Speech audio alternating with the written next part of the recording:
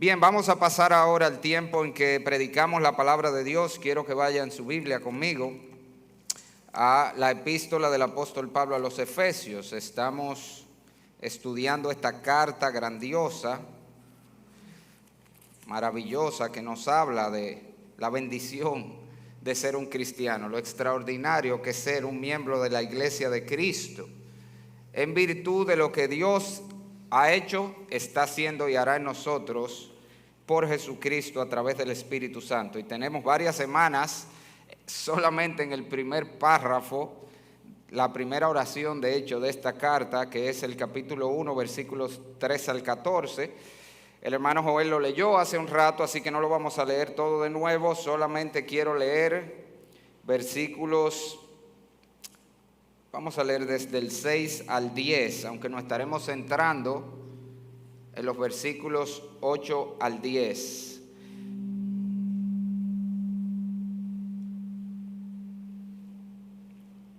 Voy a leer desde el versículo número 5, en realidad. En amor, habiéndonos predestinado para ser adoptados hijos suyos por medio de Jesucristo, según el puro afecto de su voluntad, para alabanza de la gloria de su gracia, con la cual nos hizo aceptos en el amado, en quien tenemos redención por su sangre, el perdón de pecados, según las riquezas de su gracia, que hizo sobreabundar para con nosotros en toda sabiduría e inteligencia, dándonos a conocer el misterio de su voluntad, según su beneplácito, el cual se había propuesto en sí mismo, de reunir todas las cosas en Cristo en la dispensación del cumplimiento de los tiempos, así las que están en los cielos como las que están en la tierra. Vamos a orar. Padre bueno, Señor, qué gozo es para nosotros poder estar reunidos hoy en tu casa. Sabemos, Señor, que tu casa no es un edificio de ladrillos, de cemento, de varillas, sino tu casa es tu pueblo, donde quiera que se reúna. Y sabemos, Padre, que al estar nosotros reunidos aquí en tu nombre, contamos con las promesas de tu presencia especial, bendiciendo y aún salvando. Y por eso queremos, Señor, que tú hagas efectiva esa promesa, que todos salgamos de aquí habiendo sido tocados por la obra de tu Espíritu, por medio de tu palabra. Obra tú, Señor, como solo tú puedes hacerlo, y te lo pedimos en el nombre de Jesús. Amén. Bien, mis amados, hoy yo les tengo un pruebín sorpresa. Ay, ¿ustedes alguna vez llegaron a una clase y el profesor les decía eso? Pruebín sorpresa. Los americanos le llaman eso pop quiz, le llaman. Yo les tengo dos preguntitas hoy, a ver qué tan claros ustedes están en estos asuntos. La primera de ellas es bastante fácil, lo entiendo yo, ambas son fáciles, pero aquí va. Si Cristo viene a morir para saldar la deuda del pecado humano delante de Dios, como efectivamente vimos la semana pasada que hizo, pero el hombre nunca escucha las noticias sobre ese Salvador y esa salvación, ¿cuántas personas serían salvas? Dile otra vez. Cero, absolutamente nadie sería salvo.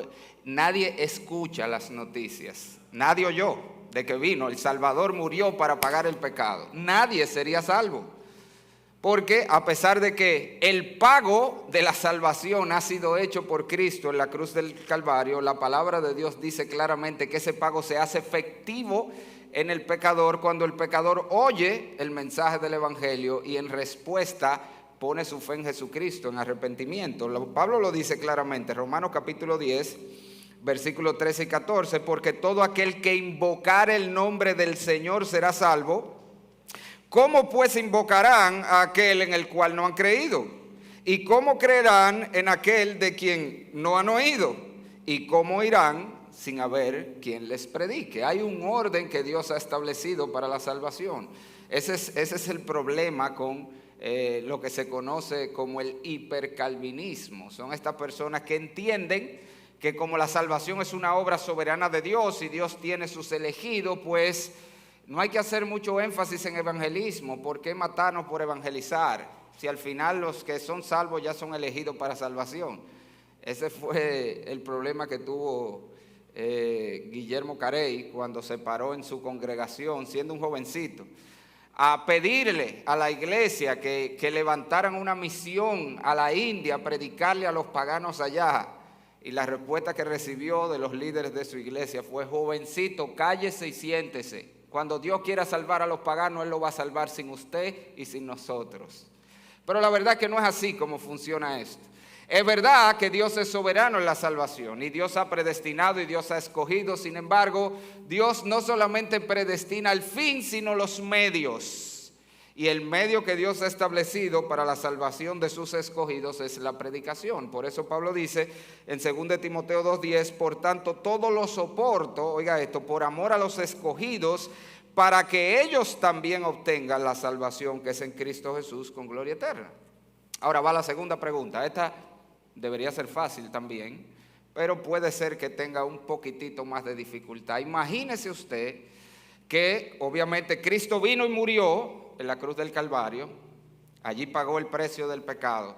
El evangelio es predicado a toda persona en el mundo, pero Dios no obra soberanamente, sobrenaturalmente en el corazón del hombre para ayudarlo, si lo quiere hacerlo, creer en Cristo. ¿Cuántas personas serían salvas?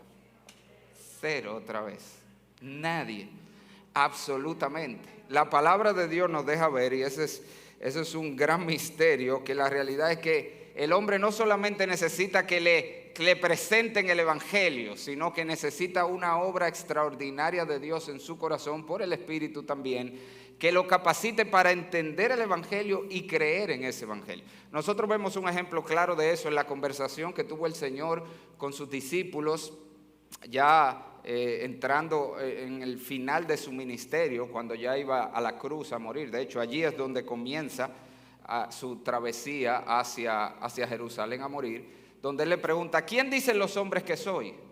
Y la respuesta de los discípulos, ellos les dicen: bueno, algunos dicen que tú eres Elías, otros Juan el Bautista, u otro de los profetas que resucitó de los muertos. Y el punto es, la gente estaba perdida en quién era Jesús.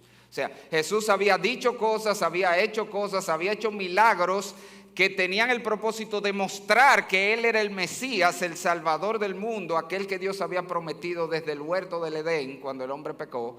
Sin embargo, la gente estaba perdida, no lo había entendido. Y el Señor le hace la pregunta: ¿y ustedes quién dicen que yo soy? Y allí es donde Pedro, en nombre de los discípulos, da esa gran respuesta: tú eres el Cristo, el Hijo del Dios viviente. ¿Y cuál fue la respuesta de Jesús a esas palabras de Pedro? Oye, Pedro, pero mira, tú ves que tú no eres tan bruto nada. Eso es la gente que dice, pero tú eres un tipo que está en esto. Eso no fue lo que le dijo. O mira, ustedes están atendiendo. ¿Qué fue lo que le dijo? Bienaventurado eres, Simón, hijo de Jonás, porque eso que tú acabas de decir no te lo reveló carne ni sangre, sino mi Padre que está en los cielos. Si Dios no hubiera obrado en los discípulos para que ellos entendieran y vieran que Jesús era el Cristo, el Salvador prometido, ellos estarían tan perdidos como los demás. Y el punto, mis hermanos, es que la palabra de Dios nos enseña que para los hombres ser salvos, no solamente necesitan que se pague el precio de su salvación, lo cual Cristo vino a hacer en la cruz del Calvario, sino que necesitan además conocer las buenas nuevas de salvación. Y encima de eso, Dios tiene que obrar en el corazón del hombre para que el hombre pueda entender y aún responder en arrepentimiento y fe al mensaje del evangelio. Y esa es precisamente la bendición de la que Pablo nos habla en el día de hoy, que nos toca considerar en los versículos 8 al 10 de Efesios 1. Recuerde que todo lo que Pablo está describiendo desde el versículo 3 hasta el 14 son las bendiciones de la salvación. Esas bendiciones que son exclusivas de los creyentes del pueblo de Dios. Y hasta ahora nosotros hemos visto 3 grandes bendiciones que hemos recibido por gracia sobre los méritos de Cristo en la cruz. En el versículo 4 vimos que nos escogió, nos señaló, handpicked us, dicen los americanos así, de toda la humanidad perdida para que nosotros fuésemos receptores de esta salvación. En los versículos 5 y 6 vimos que nos predestinó para ser adoptados sus hijos. En el versículo 7 vimos la semana pasada que envió a su Hijo Jesucristo a morir en la cruz del Calvario, a pagar el precio de nuestro pecado, a saldar nuestra deuda delante de Dios. Y ahora nos dice en los versículos 8 al 10, que Dios no solamente pagó el precio de nuestra salvación, sino que en su gracia, por su misericordia, nos capacitó para nosotros responder a ese mensaje de salvación que Él mismo hizo llegar a nosotros. Y esto es muy importante, amado. ¿Por qué es tan importante que usted entienda esto? Porque Dios, mis amados hermanos, no está desde el cielo con una caña de pescar esperando a ver si alguien pica. Deja ver si se va a salvar alguno. Deja ver si alguien muerde el anzuelo del evangelio y yo lo logro salvar. No, hermanos. La salvación está completamente en manos de Dios. Y todo lo que Dios escogió, todo lo que Dios predestinó y todo por lo que Cristo murió, todos absolutamente serán salvos. Todos serán salvos. ¿Usted me oyó? Ninguno se va a perder. Porque Dios mismo se va a asegurar que lo sean. ¿Cómo? Dios se va a asegurar que le lleguen las buenas noticias de salvación en Cristo Jesús. Y Dios se va a asegurar que ellos entiendan esas noticias y que puedan responder eficazmente a ese mensaje de salvación. Y eso básicamente es lo que el apóstol Pablo nos está diciendo en los versículos 8 al 10. Él nos está dejando ver allí cómo Dios hizo sobreabundar su gracia en nosotros, dándonos a conocer el evangelio y capacitándonos para responder el evangelio. Así que ese es el mensaje de hoy. Podemos cerrar nuestra Biblia e irnos, ¿verdad que sí? Pues el mensaje. Si tú eres creyente hoy, tú eres creyente no solo porque Cristo murió, sino porque Dios te mandó a alguien con el evangelio y Dios te capacitó para creer y responder al evangelio. Pero como ustedes saben que yo no lo voy a dejar ir tan fácil ni tan rápido, ¿verdad? Vamos a desempacar esos versículos en el día de hoy. Le advierto, hoy no vamos a seguir el formato tradicional de puntos que le doy al principio y lo vamos desglosando, sino que vamos a ver las ideas que el pasaje tiene. Este es un pasaje sumamente complejo porque está bien compacto lo que él nos dice allí. Y para entender las ideas de ese pasaje tenemos que ir enfatizando ciertas palabras claves que hay en él. Por ejemplo, la primera palabra que tenemos que conocer y entender para entender estos versículos es esa palabra misterio. Fíjese que en el versículo 9 Pablo dice allí que parte de la bendición de Dios en nosotros los creyentes es que nos dio a conocer el misterio de su voluntad. ¿Qué es un misterio? Bueno, cuando nosotros pensamos en un misterio hoy, la manera como nosotros hablamos, generalmente nos referimos a algo que no tiene explicación lógica o racional, o por lo menos nosotros no se la vemos, o algo que no entendemos o que no sabemos. Esa es la manera como hablamos de algo, un misterio, algo misterioso, algo extraño. Pero esa no es la manera como la Biblia usa la palabra misterio. En la Biblia, un misterio es una verdad que conocemos o que podemos conocer solamente porque Dios la reveló. Eso es lo que es un misterio. Algo que la única manera que el hombre lo va a saber o puede saberlo es porque Dios lo dijo, Dios lo reveló aquí en su palabra. Busque un texto conmigo en su Biblia, 1 Corintios, capítulo número 2, versículos 6 al 10. En ese pasaje encontramos en la Biblia lo que es la descripción o la definición, si pudiéramos decir, de lo que es un misterio. Y esto es importante. Con frecuencia, oiga bien, ese pasaje es usado para hablar del cielo, que en el cielo nos espera cosa que ojo no vio, no oído yo. Y aunque pudiera aplicar, no es del cielo que Pablo está hablando. Coge el pasaje en su contexto y mire que ahí no menciona el cielo por ningún lugar. No es de eso que Pablo está hablando. Pablo está describiendo los misterios divinos. Mire desde el versículo 6, 1 Corintios capítulo 2. Sin embargo, hablamos sabiduría entre los que han alcanzado madurez, y sabiduría no de este siglo, ni de los príncipes de este siglo que perece, más hablamos sabiduría de Dios en misterio. Allí está nuestra palabrita. ¿Qué es un misterio? Sigue diciendo, la sabiduría oculta, la cual Dios predestinó antes de los siglos para nuestra gloria, la que ninguno de los príncipes de este siglo conoció, porque si lo hubieran conocido nunca habrían crucificado al Señor de gloria. Antes bien, como está escrito, y aquí está, ¿qué es un misterio? Cosa que ojo no vio, ni oído yo, ni han subido a corazón de hombre, son las que Dios ha preparado para los que le aman. Y mira el versículo 10, pero, o sea, no son cosas que no sabemos, pero Dios nos las reveló a nosotros por el Espíritu. Un misterio no es algo que no sabemos, es algo que sabemos, pero que la única manera como el hombre puede saberlo es por medio de la revelación de Dios por el Espíritu en su palabra. Fíjense que el apóstol Pablo habla allí que estas son cosas que ojo no vio ni oído oyó. Y la idea es que esto es algo que el hombre no lo va a encontrar por la investigación. El método científico no va a llegar a estas verdades y realidades. No lo va a descubrir en un microscopio ni con un telescopio. No lo va a descubrir observando la naturaleza. No lo va a descubrir por la investigación, esa es la idea. Pero tampoco lo va a descubrir por el razonamiento.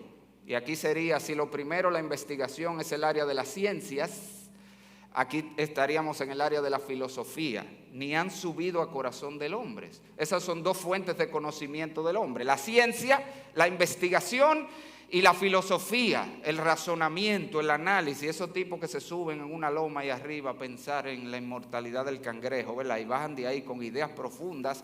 Eso es una fuente de conocimiento. Pero aquí dice que cuando hablamos de un misterio es algo que no lo va a encontrar por la investigación, es algo que nunca va a llegar a la mente humana por el razonamiento, sino que llega a nosotros por revelación del Espíritu. Y eso es muy importante, les decía, porque nos apunta que hay tres fuentes de conocimiento para el hombre, o tres ramas del saber. Está la ciencia con la investigación, y el problema de la ciencia es que quiere encontrar los misterios a través de ella, pero no se puede.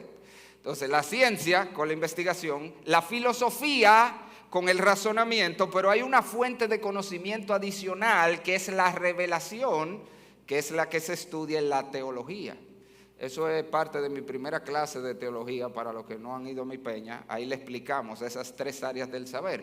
Pero el punto que voy es esto, hermano, porque esto es importante, porque hay cosas, óyeme bien, hay cosas que son reales, que son verdaderas, que son verdad objetiva, que no hay manera de que el hombre la va a saber si no es porque la recibe, la lee y la acepta de lo que Dios dice aquí. Y cuando el hombre desecha la revelación de Dios, cuando desecha la Biblia, como ha hecho en nuestros días, como fuente confiable de conocimiento, entonces hay muchas cosas de esta vida que no entenderá, que no le harán sentido, pero sobre todo no hay manera de que conozca y comprenda las cosas que tienen que ver con la eternidad o lo que viene después de esta vida. Y le pongo el ejemplo más fácil y sencillo de ver eso. ¿Qué pasó cuando el hombre desechó la revelación de Dios sobre el origen del hombre, sobre el origen del universo, y dijo, no, nosotros lo vamos a descubrir por la investigación? Y le aplicó el método científico a tratar de encontrar de dónde viene el hombre y cómo vino a ser el universo. Lo primero es que si usted quiere saber de dónde viene el hombre y de dónde viene el universo, tenemos que preguntarle al único que estaba presente antes de haber hombre y universo, ¿verdad? ¿Y quién era ese? Dios. O sea que si alguien sabe es Dios, y esta es la palabra de Dios. Pero ¿a dónde llegó el hombre? Cuando desechó la revelación de Dios y dijo, yo voy a encontrar por mí mismo. Bueno, aquel era un mono que evolucionó desde una ameba. Ya usted se imagina, ahí fue que llegó su investigación. No solamente eso, que el universo inmenso, con un orden extraordinario que existe hoy, vino a ser de una partícula microscópica que explotó. O sea que lo inmenso, lo macroscópico, lo gigante vino a ser de lo microscópico, y el orden extraordinario del universo vino a ser del desorden. Algo que tiene tanta lógica como yo decirle que explotó una ferretería en la esquina y así fue que se formó esto. ¿Usted ve esto? ¿Usted sabe cómo se hizo esto? Adivinen, había una ferretería allí en la esquina que explotó un tanque de gas atrás de ella y salieron volando, mira, los bloques, la varilla, el cemento, y fueron cayendo, y se armó esto. ¿Usted me lo cree? ¿Usted me lo cree si yo le digo eso? Por amor de Dios. Sin embargo, el universo, que es algo más majestuoso, el orden que hay en el universo, sí creen que se formó solo por una explosión de una partícula microscópica. Entonces, eso es lo que pasa cuando el hombre desecha la revelación de Dios.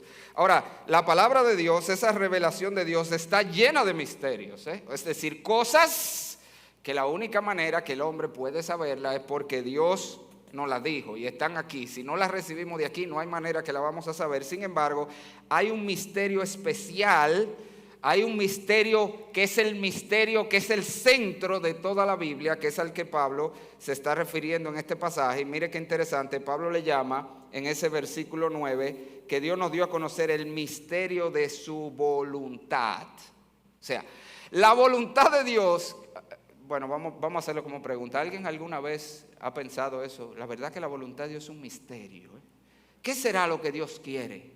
¿Qué será lo que Dios quiere en mi vida? Yo sé que es una pregunta que se le hacen sobre todo los jóvenes. ¿Con quién Dios quiere que yo me case? ¿Dónde Dios quiere que yo estudie? ¿Qué Dios quiere? Y creemos que esa voluntad de Dios es algo que no hay manera de yo saberla. Mira, Pablo nos está diciendo aquí la gran verdad, que es un misterio, pero no es un misterio en el sentido como nosotros lo consideramos hoy, de algo que yo no puedo saber. Otra vez, ¿qué es un misterio en la Biblia? Algo que ya Dios te dijo, que está aquí. Y Él te está diciendo, sí, la voluntad de Dios es un misterio. Entonces, ¿dónde tú la vas a encontrar? ¿Dónde tú la encuentras? En la Biblia, eso es lo que le está diciendo. El misterio de su voluntad. Dios nos ha revelado cuál es su voluntad. Es la historia humana, pero de manera especial, de manera personal, para cada uno de nosotros. Y ese misterio, mira, si tú ves el versículo 10 otra vez conmigo, vamos a leer desde el 9. Dándonos a conocer el misterio de su voluntad, según su beneplácito, el cual se había propuesto en sí mismo, agárralo aquí, esta es la voluntad de Dios, esta es la voluntad de Dios, se había propuesto en sí mismo, versículo 10, de reunir todas las cosas en Cristo, en la dispensación del cumplimiento de los tiempos, así las que están en los cielos como las que están en la tierra. El misterio de la voluntad de Dios, el misterio central de la Biblia es que Dios se propuso reunir todas las cosas en Cristo. Ahora, ¿qué significa eso? Bueno, lo más elemental que tenemos que sacar de allí es que la voluntad de Dios, el misterio de su voluntad tiene que ver con la persona de Jesucristo. ¿Usted lo vio? Dice ahí que el misterio de su voluntad es reunir todas las cosas en Cristo. ¿Y por qué eso es importante? Otra vez, porque el hombre de este mundo no le haya sentido a la vida. ¿Por qué no le hayamos sentido a la historia? ¿Por qué mucha gente anda perdida en su vida sin saber qué hacer? Porque estamos dejando fuera el elemento clave para entender la voluntad de Dios, para entender el propósito de Dios. Ese elemento es una persona, es Jesucristo. Eso es lo que le está diciendo. La vida, si lo quiere en términos más sencillos, se trata de Jesucristo, joven. ¿Con quién tú te vas a casar? Se trata de Jesucristo primero. ¿Qué tú vas a estudiar? Se trata de Jesucristo, porque todo en la vida se trata de Jesucristo. ¿Y por qué no le encontramos sentido? Porque queremos vivir con Jesucristo como un accesorio que está ahí para los domingos en la mañana. No, pero la vida se trata de Cristo. La historia se trata de Jesucristo. El apóstol Pablo lo dice en Colosenses cuando nos dice que todas las cosas fueron hechas por Él y para Él. Así que el propósito de Dios en tu vida, joven, tiene que ver con Jesucristo. Eso es lo primero. Y no solamente joven, todos nosotros. La voluntad de Dios tiene que ver, eso es lo más importante, con Jesucristo. Pero eso no solamente a nivel personal, sino a nivel macroscópico, a nivel de la historia humana, que Pablo también hace referencia a eso. Cuando él habla allí, leo otra vez versículo 10, de reunir todas las cosas en Cristo en la dispensación del cumplimiento de los tiempos, así las que están en los cielos como las que están en la tierra. Esa palabra dispensación es administrar, administración, esa es la idea. Y fíjese que Dios está administrando los tiempos. No es el tiempo, Él no está hablando del tiempo cronológico, días, meses, años, horas, segundos. Está hablando de periodos, de épocas, de momentos, de situaciones. En otras palabras, está diciendo todo lo que ha pasado en la historia humana. Usted ha visto cómo los hombres dividen la historia, que el periodo de la Edad Media, el periodo moderno, el periodo qué sé yo qué. Bueno, lo que la Biblia está diciendo, a través de cada uno de esos periodos de la historia humana, Dios está llevando a cabo un plan que se culminará o que terminará con reunir todas las cosas en Cristo. Y otra vez, eso es lo mismo para nuestra vida personal. Lo que él está diciendo es que todo lo que pasa en tu vida, sin excepción, todos los momentos, esos son los tiempos, los buenos momentos y los malos momentos, los días buenos y los días malos, no ocurren de manera aleatoria ni al azar. Como nada en la historia humana ha ocurrido de manera aleatoria o al azar. Dios no le entregó la historia a los hombres y le dijo hagan lo que usted quiera. No, Dios va dirigiendo la historia, Dios va dirigiendo tu historia, la historia de tu vida, con un propósito, otra vez, y ese propósito es reunir todas las cosas en Cristo. Pero seguimos con la duda. ¿Y qué es eso de reunir todas las cosas en Cristo? Hay que entender esa palabrita reunir. Esa palabra, a pesar de que es muy común en español, la que se usa en el original es una palabra muy especial, una palabra compleja. De hecho, solamente se usa 2 veces en toda la Biblia, aquí en Romanos, en otro pasaje. Y esa palabra reunir tiene que ver con restaurar algo que se rompió. Agarrar los pedazos de algo y volver a unirlo en una sola pieza. Le voy a dar una ilustración, a ver si usted entiende. Quizá a usted le pasó eso. Usted sabe que antes se usaban mucho los adornos de cerámica. ¿Quién se acuerda? Hubo una época donde eso era muy de moda. Mucho adorno de cerámica en la casa. Bueno, en mi casa había una mesita de centro, por supuesto, en la sala, con muchos adornos de cerámica, y por eso había una regla en mi casa. No se puede jugar con pelota en la sala, para que no rompan la cerámica. Pero muchacho, al fin, ¿qué usted cree que yo hice una vez? Pues yo agarré con mi pelota, en vez de yo vivía en una tercera, para yo tener que bajar a jugar con la pelota, me puse a jugar con ella en la sala. ¿Y qué pasó? Trintún, le di entonces a la cerámica favorita de mi mamá. Prepras rota como en 17 pedazos. Los sudores de una vez, yo como muchacho, y ahora. Y dije, ya yo sé lo que yo voy a hacer, yo la voy a pegar y la voy a armar. Pero tampoco tenía con qué pegarla, así que tuve la brillante idea de coger un esmalte de uña de mi mamá. ¿Usted llegó a pegar alguna vez con esmalte de uña? Y le cogí, adivine cuál, el esmalte de uña favorito de mi mamá. Y agarré a pegar la cerámica y se pegó, aunque usted no lo crea, pero obviamente parecía Frankenstein.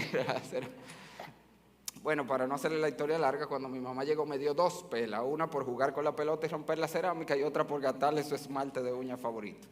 Pero el punto es, eso que yo traté de hacer, la cerámica estaba bien, recibí un golpe, se desgranó y yo traté de armarlo otra vez. Esa es la idea detrás de esa palabra. Esto es grandioso, el plan de Dios, el misterio de su voluntad es reunir, tomar los pedazos de algo roto y volver a unirlo para que sea una pieza como era originalmente. Ahora, eso nos lleva a una verdad trascendental que es obvia, aunque muchas veces la gente pretende vivir de espalda a ella, y es que nosotros todos en la humanidad somos seres rotos. ¿Usted está consciente de eso?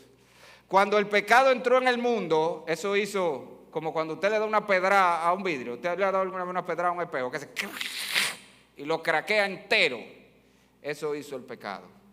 Cuando el pecado entró en el mundo, rompió todas las relaciones del hombre. De hecho, todas las esferas de la vida del hombre. Eso es lo que la palabra de Dios nos dice. Lo primero y más importante que rompió fue la relación con Dios. Por eso nosotros vemos que en Génesis 3, Adán se paseaba libremente al aire del día con el Señor y hablaba con el Señor, pero desde el mismo momento que peca, ¿qué hace Adán? Se esconde de Dios, temeroso de Dios. Rompió la relación con Dios. Eso también se ve en el hecho de que Dios lo saca del huerto del Edén, que era el lugar de comunión íntima de Adán con Dios. Pero no solamente rompió la relación de Adán con Dios. Desde ese momento todos los hombres nacemos con una relación rota con Dios. Nacemos en pecado, dice la Biblia. Somos concebidos en pecado, somos pecadores de nacimiento. Como les he dicho muchas veces, el hombre no es pecador porque peca, señores. El hombre peca, ¿por qué? Porque es pecador. ¿Usted entendió eso? No es cuando tú pecas que te convertiste en pecador. No, es que tú pecas porque eres pecador. Nacemos pecadores. La mata de naranja no es de naranja porque da naranja. Ella da naranja porque es de naranja. Eso es lo que lleva en su naturaleza. Y eso es lo que pasa con el ser humano. El hombre nace pecador, dice la Biblia. Somos concebidos pecadores. Se apartaron, dice el salmista, diciendo mentira desde la matriz. Él no aprendió a ser mentiroso después, eso lo traemos los genes. Y por eso todos nacemos separados de Dios. Eso es lo que dice la Biblia. Por naturaleza el pecado ha hecho separación entre nosotros y Dios. Eso es lo que la Biblia se conoce como la muerte espiritual. El hombre está separado de Dios. Y he aquí el problema, que si llega el momento de la muerte física, el momento donde su alma y su cuerpo son separados, entonces esa separación que hay entre él y Dios se hace perpetua, se hace para siempre, se hace eterna, que es lo que se conoce como la muerte eterna en la Biblia. El infierno donde el hombre quedará excluido de la gloria de Cristo y de su poder, dice la Escritura. Ese es el problema del ser humano. Nacemos separados de Dios y a menos que restauremos la relación con Dios, a menos que busquemos la manera de saldar la deuda de nuestro pecado, lo cual solamente puede ser hecho en Cristo, entonces el hombre, si pasa de este mundo sin resolver el problema del pecado, queda condenado por la eternidad, separado de Dios para siempre. Pero el pecado no solamente rompió la relación del hombre con Dios, el pecado rompió la relación y la armonía del hombre consigo mismo. Por eso es que vemos en Génesis 3 que cuando Adán peca es que por primera vez empieza a sentir temor y culpa y vergüenza. Todos los trastornos emocionales con los que nosotros lidiamos, la depresión, la ansiedad, el miedo, la culpa, la vergüenza, todo tiene su raíz en el pecado. Es porque somos pecadores, que estamos rotos por dentro nosotros también y batallamos con nuestra mente y todo ese tipo de cosas. Pero el pecado también rompió la armonía de los hombres con otras personas. Y lo vemos en Génesis 3, como Dios anuncia el conflicto del matrimonio. El deseo de la mujer sería para su marido y él se enseñorearía de ella. Vemos en Génesis 4 los dos primeros hijos, aparentemente de Adán y Eva. El mayor mató al menor. Vemos los conflictos humanos, todos tienen su raíz en el pecado. Rompió la relación de los hombres con sus semejantes, rompió incluso el pecado la relación del hombre con el resto de la creación. Dios le dijo, espinos y cardos te producirá la tierra. La tierra tratará de agredirte, Adán, esa es la idea. Aunque usted no lo crea, la razón por la que tenemos tsunami y tenemos ciclones y tenemos terremotos y tenemos animales venenosos y animales salvajes que nos quieren comer es por el pecado. Y el punto es que el pecado rompió todo cuando entró el mundo. Pero aquí están las buenas noticias. La buena noticia es que Dios está llevando a cabo un plan de restauración. De que Dios va a hacer un system restore en la humanidad. ¿De alguna vez se le ha dañado el Windows? Que no funciona. Y está dañado y no funciona. ¿Y cuál es la opción que te dicen? Tú vas y le dices System Restore, vamos a devolverlo al original, vamos a darle que resete y borre todo. Dios está llevando a cabo algo similar. Dios se ha propuesto, esto es grandioso, volver a restaurar la humanidad caída, la humanidad perdida. Señor, eso son buenas noticias. Porque cuando usted agarra el periódico, cualquier periódico, sea físico o digital, lo único que usted ve son líos. Que se cayó un avión y se murieron 9, que atracaron por allí, que asaltaron en tal sitio, que un terremoto en tal lado. Entre tantas malas noticias, agarren cualquier periódico y los obituarios, un reguero, y noticias de divorcio. En medio de todo eso, la buena noticia del Evangelio es que Dios está llevando a cabo un plan en la historia para restaurar todo eso. Para volver a la humanidad a lo que fue en su inicio, libre del pecado, libre de los efectos del pecado. Por eso no solo a nivel macro, hermanos, sino a nivel personal. El plan de Dios para tu vida es restaurar tu vida, restaurar tu relación personal con el Señor, restaurar tu relación con otros semejantes, restaurar tu vida, tu estado de ánimo. Ese es el propósito de Dios en nuestra vida. Dios quiere hacer una restauración en medio nuestro y el medio, la manera de hacerlo es Jesucristo. Eso es lo que Él está diciendo. Es por medio de Cristo que Él va a restaurar, que Él va a reparar las cosas de tu vida. Por eso la voluntad de Dios para ti. Tú quieres saber qué es la voluntad de Dios, lo que más te acerca a Cristo. Si tú no has venido a Cristo, la voluntad de Dios para ti es que vengas a Cristo hoy. Es que reconozca que eres pecador, que hay un problema entre tú y Dios y que el único que puede resolverlo es Jesucristo. Él es el Cordero de Dios que quita el pecado del mundo. Por eso es que este pasaje está justo después del versículo 7 donde vimos la redención. Cristo nos redimió, pagó el precio del pecado para librarnos de la condenación y de todos los efectos del pecado. Y entonces Pablo nos dice, Él nos dio a conocer ese misterio, que en Cristo tú puedes ser perdonado, pero que en Cristo tú puedes ser restaurado, que en Cristo tú puedes ser ayudado a lidiar con tu depresión, con tu trastorno de ansiedad, con tu problema de cualquier tipo, con tu culpa, con tu vergüenza. En Cristo puedes ser restaurado, puedes ser ayudado a lidiar eso, porque esa es una restauración que comienza aquí, aunque se completará en la glorificación cuando el Señor venga. En Cristo tú puedes tener mejores relaciones, mejores matrimonios. Cristo vino a restaurar esas cosas que el pecado ha roto en la vida de los hombres, y eso solamente lo puede hacer Cristo. El plan y propósito de Dios, entonces, con todo lo que pasa en tu vida de manera personal, y aunque usted no lo crea, con todo lo que pasa en la historia, señores, el COVID no ha sido un accidente, ni nada de lo que pasa en el mundo es un accidente, es parte del plan de Dios para un día traer a Cristo a restaurar todas las cosas y a instaurar un reino donde todo será perfecto como debió de ser. Ahora fíjese que Pablo le llama a eso el misterio de la voluntad de Dios. ¿Por qué es un misterio? Porque la única manera que nosotros vamos a ver eso es aquí. ¿A quién se le iba a ocurrir sentado en una loma allá arriba? O mirándolo en qué microscopio o en qué telescopio o investigando dónde el hombre iba a saber que lo que puede restaurar la vida tuya de manera personal, que la única esperanza para este mundo se arregle, está en un hombre que murió como un criminal hace 2000 años. Es un hombre que murió como un criminal hace 2000 años. Lo mataron como un criminal en una cruz, la muerte de los criminales. Pero esa es la única manera de saberlo, es porque Dios nos lo reveló aquí, que ese en ese que murió allí, ese es el Cordero de Dios que quita el pecado del mundo, y es a través de él que tu vida personal puede ser restaurada y que un día este mundo va a ser lo que debe ser. Es a través de Cristo Jesús. Y Pablo está celebrando aquí el hecho de que Dios nos dio a conocer ese misterio. Dios nos dejó su palabra para que conociéramos quién es Cristo, lo que Cristo puede hacer en tu vida personal, cómo puede cambiar tu vida, cómo puede restaurar tu vida, incluso cómo va a restaurar la historia, porque para eso que tenemos Apocalipsis ahí, donde Él nos dice cómo Él va a consumar ese plan, donde al final todo será restaurado y Cristo estará allá arriba. Ese es el misterio y su voluntad aquí. Dios tiene el plan para tu vida personal aquí. Dios tiene el plan para la historia aquí. Pablo está dando gracias a Dios que nos dio a conocer ese plan, porque si no nos lo hubiera dado a conocer, señores, ustedes saben qué estaríamos aquí en esta islita, bailando el areíto y fumando la coba todavía, porque esa era la religión de los taínos aquí, hasta que trajeron el evangelio. Como sea que llegó inicialmente, por lo menos la versión que llegó. Pero el punto es que Dios nos da a conocer ese misterio y su voluntad, pero no solamente a nivel macro cuando nos da su palabra. El énfasis de Pablo en este pasaje es de manera personal. Lo que él está diciendo, hermano, yo no sé si tú estás entendiendo. Fíjate que él está hablando de manera personal. Dios te eligió a ti, te predestinó para ser tu hijo. Cristo murió para salvarte a ti. A ti te dio a conocer el misterio de su voluntad. No fue casualidad. El día que tú oíste el evangelio y creíste en él, no fue casualidad, hermano. Eso era parte de un plan.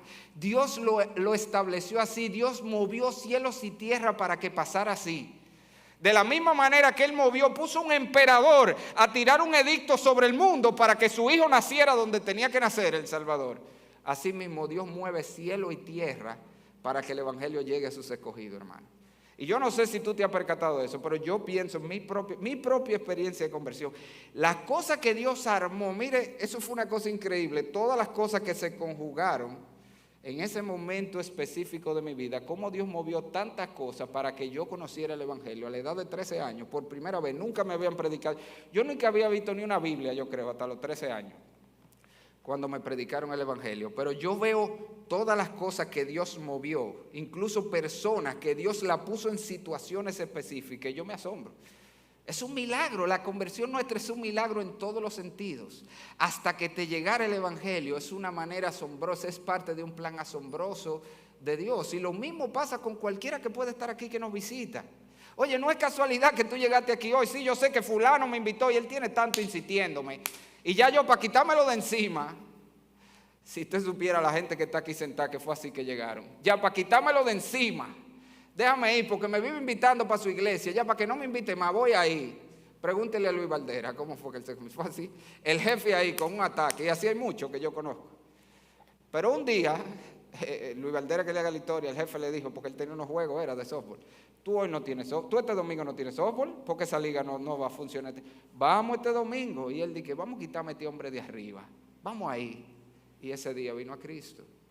Dios va a mover lo que tenga que mover para que el evangelio llegue a sus escogidos, para que oigan el mensaje de salvación. Pero he aquí lo más grandioso, no solamente Dios va a mover, a obrar extraordinariamente para hacer llegar estas buenas noticias de que en Cristo podemos ser salvos, de que en Cristo podemos ser restaurados, sino que Pablo nos dice que Dios, luego que nos hace llegar ese mensaje, ese mismo Dios es el que va a obrar en el corazón de sus escogidos para que respondan, para que entiendan el mensaje del evangelio. Y esa es la idea cuando él nos dice el versículo 8, mira el versículo 8 de Efesios 1, que Dios hizo sobreabundar, y está hablando de su gracia, la hizo sobreabundar para con nosotros en toda sabiduría e inteligencia, dándonos a conocer el misterio de su voluntad. Cuando dice ahí que hizo sobreabundar sabiduría e inteligencia, no quiere decir que cuando tú te convertiste tu IQ subió, O que mira, ese examen que yo no podía pasar, ahora sí lo voy a poder pasar porque me convertí. Puede ser que si le pidas gracia a Dios y estudias, lo puedas pasar con la ayuda del Señor. Sí, porque a mí vino un muchacho y nos dijo, pastor Lore, que tengo un examen durísimo mañana. ¿Y estudiaste? No, no he estudiado nada.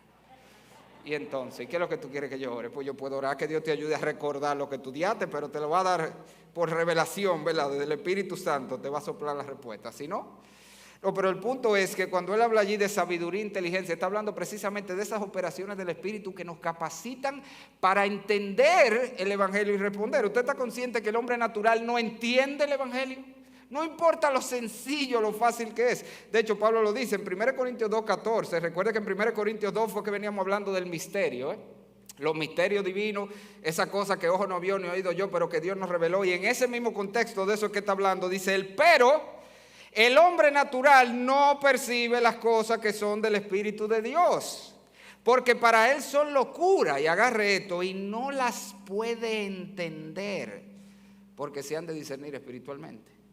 No hay una cosa más sencilla que el Evangelio. El Evangelio es sencillo, señores. Somos pecadores, todos sin excepción. Y lo que merece el pecador es el infierno, la condenación, sin excepción todos. Y hay un solo Salvador, un solo que puede lograr el perdón del pecado de los hombres, que es Cristo Jesús en la cruz del Calvario. Y cuando tú clamas a Cristo y le recibes como Señor y Salvador, eres salvo, eres perdonado. Eso es tan sencillo, pero el hombre no lo entiende. El hombre siempre comienza. Yo recuerdo, nosotros teníamos una señora que ayudaba allá en la casa, con los quehaceres de la casa, y en cada oportunidad que yo veía le predicaba el Evangelio a la doña. Otra vez, de la manera más sencilla posible. Somos pecadores. Tú sabes que todos hemos pecado. Y la Biblia dice, mira aquí, la paga del pecado es muerte. El alma que pecare morirá. El hombre está condenado por su pecado.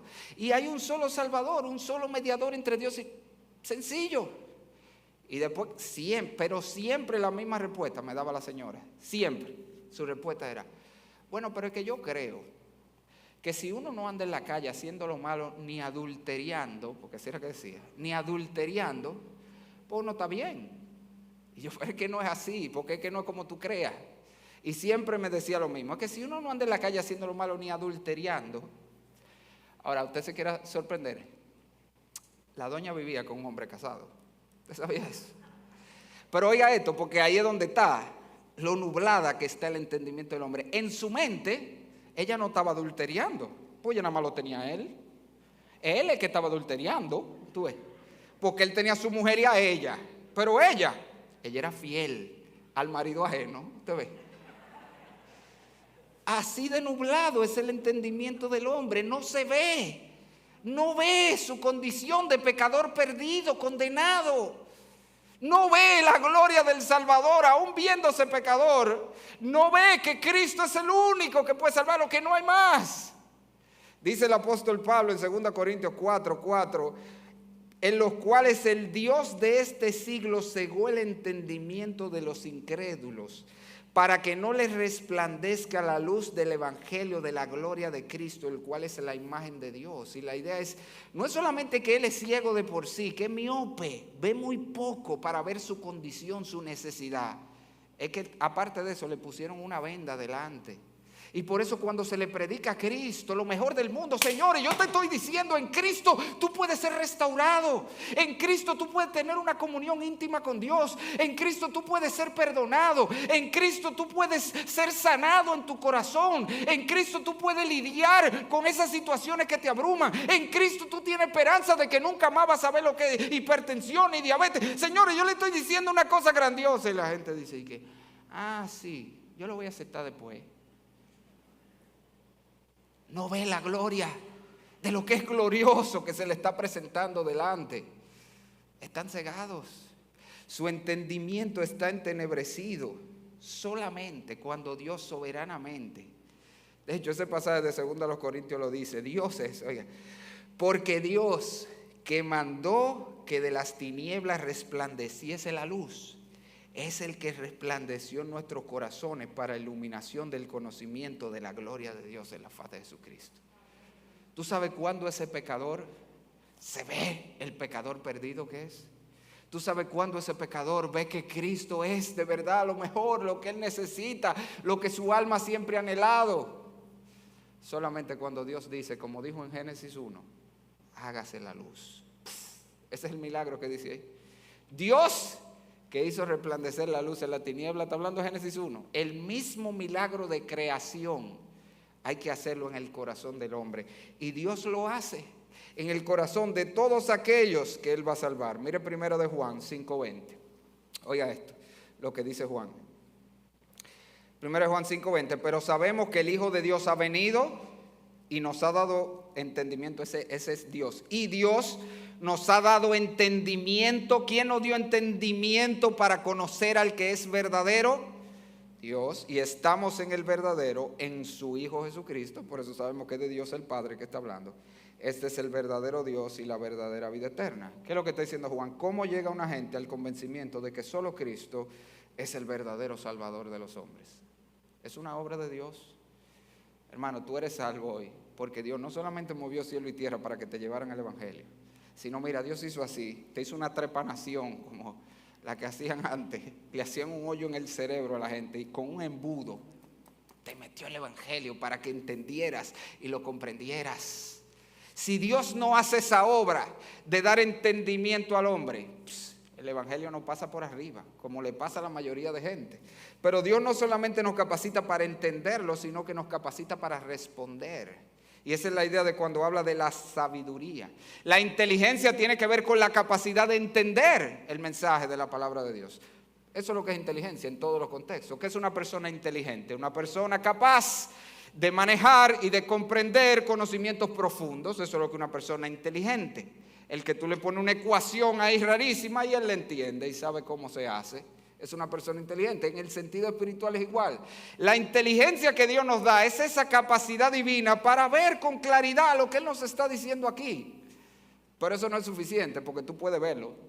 Hay gente que están bien convencidos y convencidos se van para el infierno. Convencidos de que son pecadores, convencidos de que están condenados, convencidos de que el Cristo es lo único que lo puede salvar y aún así no les reciben.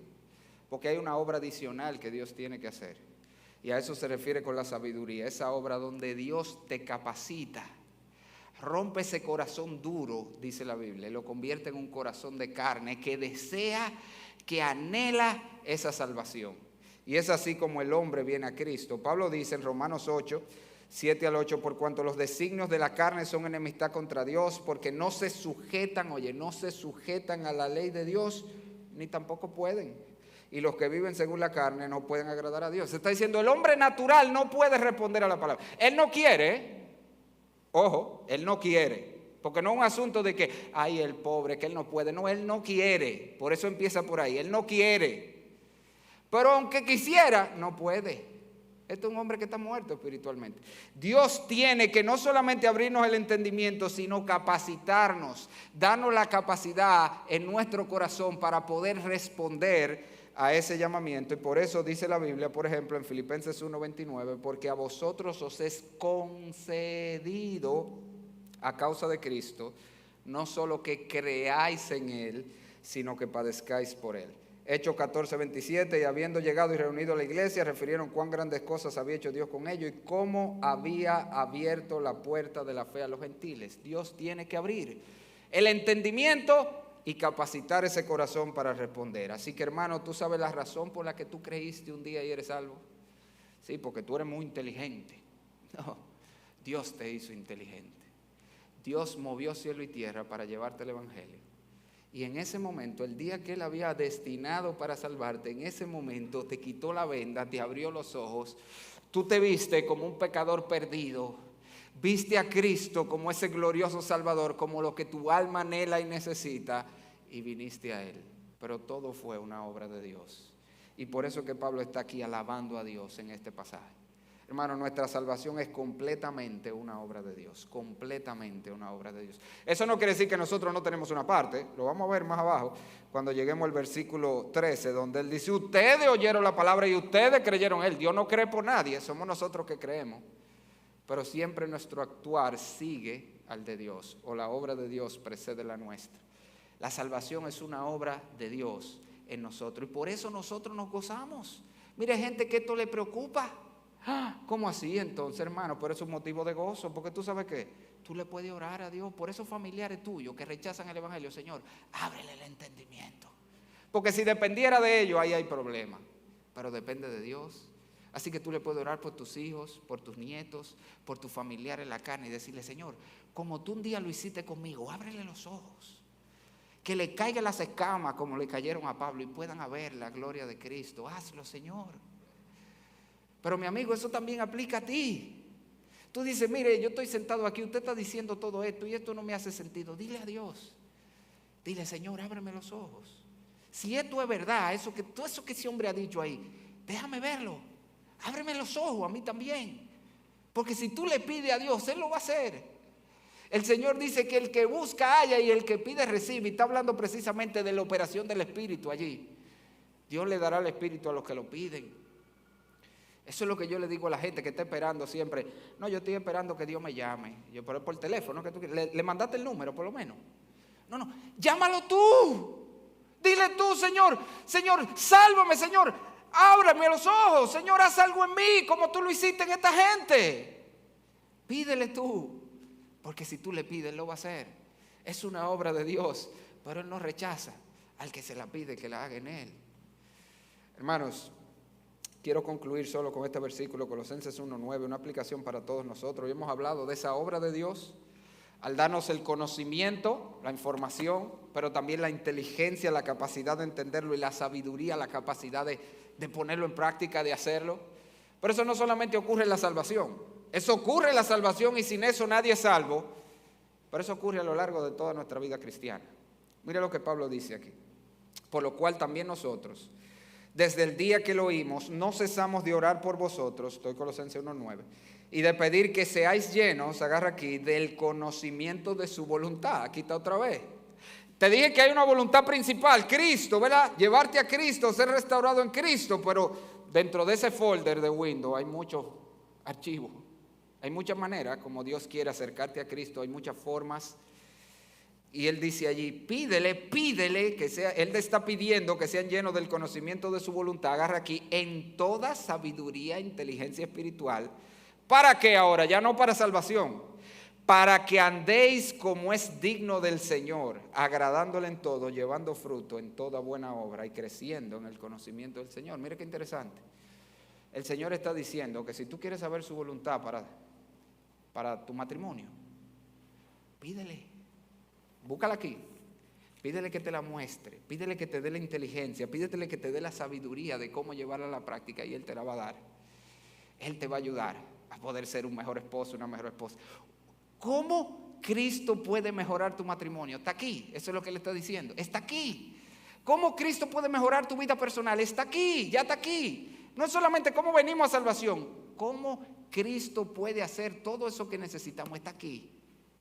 Búscalo y pídele a Dios sabiduría e inteligencia, que Él te la va a dar. Qué bendición, hermano. ¿Hay alguien mejor que un cristiano en este mundo? Hermano, los cristianos somos la persona más extraordinaria del mundo. ¿Se acuerda que de eso que se trata esto? Los cristianos somos la persona más extraordinaria del mundo. No por nada en nosotros, sino otra vez, por lo que Dios ha hecho, está haciendo y hará por medio de Jesucristo. A Dios sea toda la gloria. Vamos a orar. Padre bueno, gracias, Señor. Nos maravillamos de tu gracia para con nosotros. Oh Dios del cielo, cuánto nos has amado, cuánta gracia has derramado en nuestra vida. Señor, vemos cómo tú has obrado para traernos a Cristo, para que experimentemos esta gracia. Y te pedimos como Pablo, que tú sigas derramando en nuestra vida ese conocimiento y esa sabiduría, inteligencia espiritual, para que podamos vivir a la altura del llamamiento que tú nos has hecho, para que podamos vivir como dignos hijos tuyos en este mundo. Qué bendición es saber que contamos con todo lo que necesitamos. Tenemos la información, tenemos la inteligencia, tenemos la sabiduría. Está en Cristo, Señor, para hacer y hacer lo que tú nos has llamado a hacer y hacer. Gracias, Señor. Y ahora yo quiero rogarte por cualquiera que está aquí sin Cristo, Señor. Ábrele los ojos, ayúdale a ver su necesidad del Salvador y que hoy pueda clamar a Cristo para ser salvo. En el nombre de Jesús, amén. Le decimos cualquiera que